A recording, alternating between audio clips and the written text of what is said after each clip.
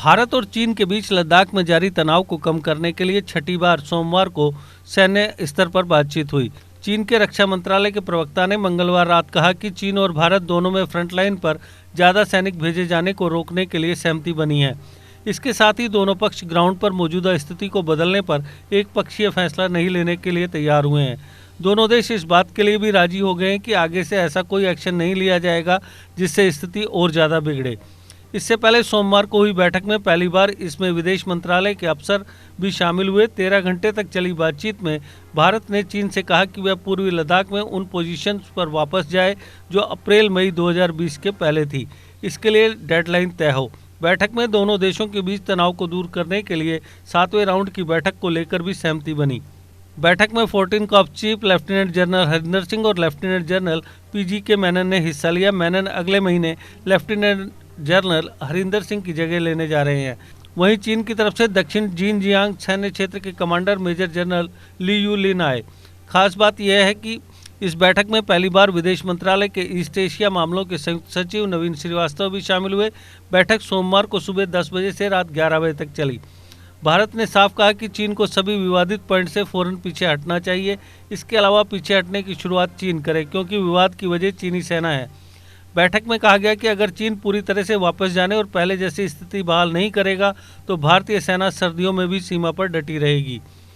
चीन ने कहा भारत को पेंगोंग त्सो के दक्षिण इलाके की उन पोजीशंस को खाली करना चाहिए जिन पर 29 अगस्त के बाद कब्जा किया गया है। उधर भारत ने भी अप्रैल मई 2020 के पहले की स्थिति को बहाल करने पर बल दिया। कॉर्प्स कमांडर्स की बैठक के पहले भारत ने मीटिंग का एजेंडा और मुद्दे पहले तय कर लिए थे। इन पर पिछले हफ्ते एक हाई लेवल मीटिंग में चर्चा हुई थी।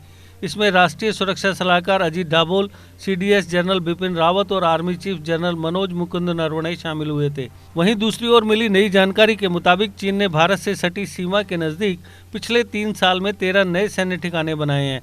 इनमें 3 एयरबेस, 5 एयर डिफेंस यूनिट्स और 5 हेलीपैड शामिल हैं। चीन ने 2017 में हुए डोकलाम विवाद के बाद इन ठिकानों को तैयार करना शुरू किया था। हालांकि जो 5 हेलीपैड तैयार हुए हैं उनमें से 4 को बनाने का काम इस साल जून में उस वक्त शुरू हुआ जब लद्दाख में दोनों देशों के सैनिकों के बीच हिंसक झड़पें हुई थी। यह दावा अमेरिकी सिक्योरिटी एंड इंटेलिजेंसी कंसल्टेंसी स्ट्राटफोर ने मंगलवार को जारी अपनी रिपोर्ट में किया।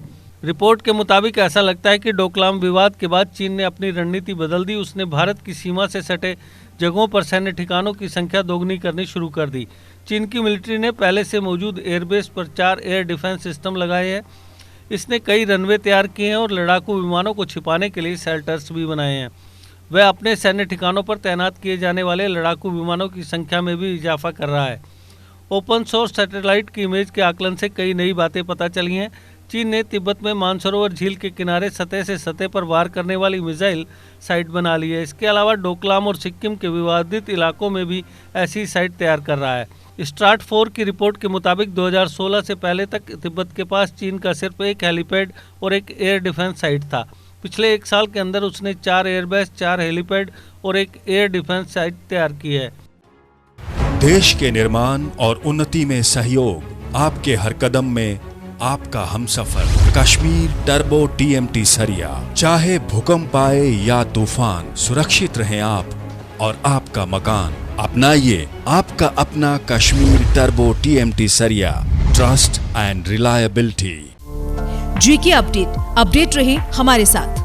अगर आप ये वीडियो YouTube पर देख रहे हैं तो हमारे YouTube चैनल को सब्सक्राइब करें और बेल आइकन को क्लिक करें। अगर आप ये वीडियो Facebook पर देख रहे हैं तो हमारा Facebook पेज लाइक जरूर करें। For advertisement, please contact 705-109-1801.